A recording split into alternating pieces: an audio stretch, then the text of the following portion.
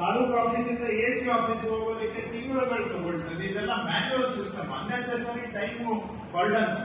ಹಾಗಾಗಿ ಈ ಆಫೀಸ್ ಅನ್ನ ಈಗ ನಾಡ್ ಕಚೇರಿವರೆಗೂ ಕೂಡ ಬೇರೆ ಕಡೆ ತಾಲೂಕು ಕಚೇರಿವರೆಗೂ ಆಗಿದೆ. ಈ ಜಿಲ್ಲೆಯಲ್ಲಿ ಜಿಲ್ಲಾಧಿಕಾರಿಗಳು ನಮ್ಮ ಪ್ರಿನ್ಸಿಪಲ್ ಸೆಕ್ರೆಟರಿ ಸೇರಿ ಆಲ್ಮೋಸ್ಟ್ ಐ ಥಿಂಕ್ ನಾಡ್ ಕಚೇರಿವರೆಗೂ ಆಗಿದೆ.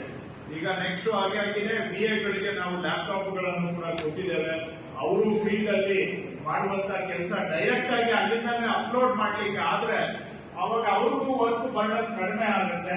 ಸೊ ನೆಕ್ಸ್ಟ್ ಈ ಆಫೀಸ್ ಅನ್ನ ಬಿಎಒಗಳಿಗೂ ಎಕ್ಸ್ಟೆಂಡ್ ಮಾಡುವಂತ ಕೆಲಸ ಆಗ್ಬೇಕಾಗಿದೆ. ಸೊ ದಟ್ ಅವರ ವರ್ಕ್ ಎಫಿಷಿಯನ್ಸಿ ಇಂಪ್ರೂವ್ ಆಗುತ್ತೆ, ಅವ್ರ ಮೇಲೆ ಬರ್ಡನ್ ಕೂಡ ಕಡಿಮೆ ಆಗುತ್ತೆ, ಇದರ ಉದ್ದೇಶ. ಸೊ ಹಾಗಾಗಿ ಮಾಡಿರುವಂತಹದ್ದು ಸಾಕಷ್ಟು ಇದೆ, ಮಾಡಬೇಕಾಗಿರೋದು ಕೂಡ ಇನ್ನೂ ಸಾಕಷ್ಟು ಇದೆ.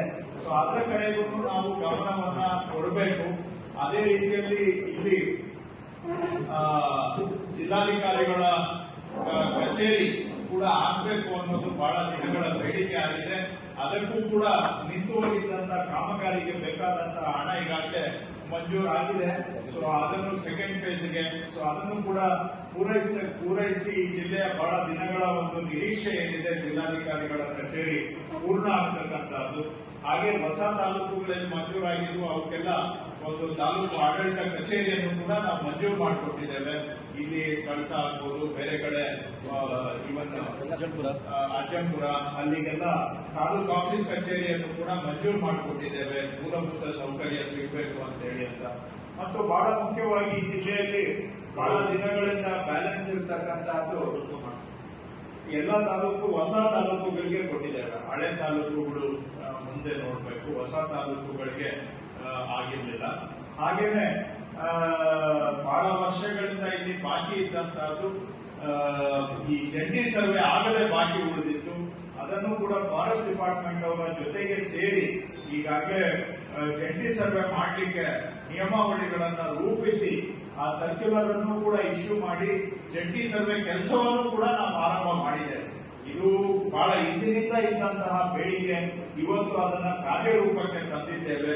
ಹಾಗೂ ಪ್ಲಾಂಟೇಶನ್ ಲ್ಯಾಂಡ್ ಲೀಸ್ ಮಾಡಬೇಕು ಅನ್ನುವಂತಹದಕ್ಕೂ ಕೂಡ ಅರ್ಜಿ ಕರೆಯುವಂತಹದ್ದು ಮಾಡಿದ್ದೇವೆ. ಈಗ ಮತ್ತೆ ಅರ್ಜಿ ಕೊಡ್ಲಿಕ್ಕೆ ಸಮಯ ಬೇಕು ಅಂತ ಕೇಳಿದಾಗ ಅದಕ್ಕೆ ಹೆಚ್ಚುವರಿ ಸಮಯವನ್ನು ಕೂಡ ಕೊಟ್ಟಿದ್ದೇವೆ.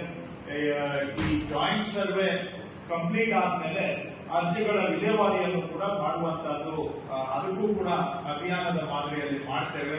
ಜಂಟಿ ಸರ್ವೆ ಆಗದೆ ಅವುಗಳ ಅರ್ಜಿಯನ್ನ ಕೈಗೆತ್ತಿಕೊಳ್ಳಲಿಕ್ಕೆ ಆಗೋದಿಲ್ಲ. ಯಾಕಂದ್ರೆ ಫಾರೆಸ್ಟ್ ಯಾವುದು, ರೆವಿನ್ಯೂ ಯಾವುದು, ಎಷ್ಟು ಉಳಿದಿದೆ ಅಂತ ನಿಖರತೆ ಗೊತ್ತಾದಾಗ ಮಾತ್ರ ಅರ್ಜಿಗಳನ್ನ ನಾವು ವಿಲೆ ಮಾಡ್ಲಿಕ್ಕಾಗುತ್ತೆ. ಇಲ್ಲ ಅಂದ್ರೆ ಹಿಂದೆ ಏನು ತಪ್ಪುಗಳಾಗಿದ್ದಾವೆ, ರೆವಿನ್ಯೂ ಲ್ಯಾಂಡ್ ಅಂತ ಹೇಳಿ ಫಾರೆಸ್ಟ್ ಲ್ಯಾಂಡ್ ಅನ್ನು ಮಂಜೂರು ಮಾಡುವಂತಹದ್ದು, ಅದೇ ಮತ್ತೆ ರಿಪೀಟ್ ಆದ್ರೆ ಅದರಿಂದ ಇನ್ನಷ್ಟು ಎಲ್ಲರಿಗೂ ಸಮಸ್ಯೆಗಳಾಗ್ತವೆ. ಆ ರೀತಿ ಆಗಬಾರದು ಅಂತೇಳಿ ಜಾಯಿಂಟ್ ಸರ್ವೆ ಕೆಲಸವನ್ನ ಈಗಾಗಲೇ ನಾವು ಆರಂಭ ಮಾಡಿದ್ದೇವೆ.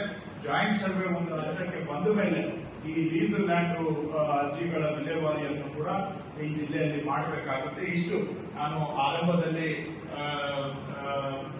ಸ್ವಲ್ಪ ಹೆಚ್ಚಿನ ವಿಷಯಗಳನ್ನೇ ಪ್ರಸ್ತಾಪ ಮಾಡಿದ್ದೇನೆ. ಅವುಗಳನ್ನ ಒನ್ ಬೈ ಒನ್ ನಾವು ಡೀಟೇಲ್ ಆಗಿ ಡಿಸ್ಕಸ್